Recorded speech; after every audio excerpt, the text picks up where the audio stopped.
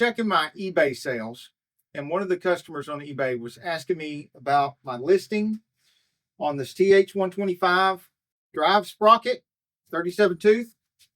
What they wanted to know was, because I have a listing for the 4T60E 37 tooth, if these were the same, and these are not the same, even though he pointed out that they look identical in the pictures that I put on my eBay listings.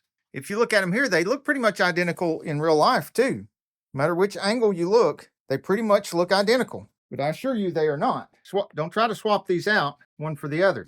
If you look here, it looks like they've got the same splines on the end, and I haven't counted the number of teeth today, but I don't have to. And I'll show you in a minute why I don't have to. You see the shaft there is the same distance. Turn it around the other way. Same distance.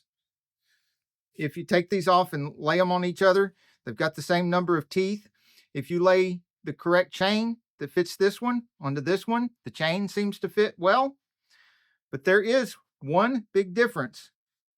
If you happen to lay them on the table like so, you'll see that there is a slight difference here. And if you take a mic and you turn them up, and you want to measure from here, this is flat with the bottom of the snap ring, this is flat with the bottom of the snap ring, and you measure from here to the outer edge of the teeth, get a, let's see, even with glasses on, it's getting hard for me to see now. The years are taking my eyes. We've got 0.938.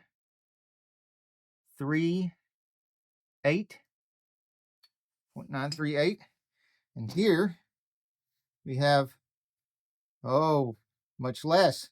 Look, there's the, let me put it on, there's the 0.938, and we've got all this gap. So how much do we have? Oh, we go all the way down to 0.872. So you can see, if you take this 125 and put it in a 440 or 4L60E, you're going to offset the chain. And this 4T60E will not go in the 125 without offsetting the chain too far that way. So that might bring up another question, and that question would be, will these shafts right here interchange if you were to take them out of the sprockets? Well, it appears that they might, but I would count these teeth first, and then I would take the one that I was going to use and I would stick it down in the torque converter that I was going to use to make sure that it does spline up well before putting it on the sprocket and trying it in the unit. So if any of you have tried that and you know for sure whether these will interchange without the sprockets on them, then let us all know in the comments below, because I've worked a full day. I don't want to see another transmission part today. I'm cold, I'm tired, I'm out of here. Insanely cool cars, tool reviews, and auto repair videos.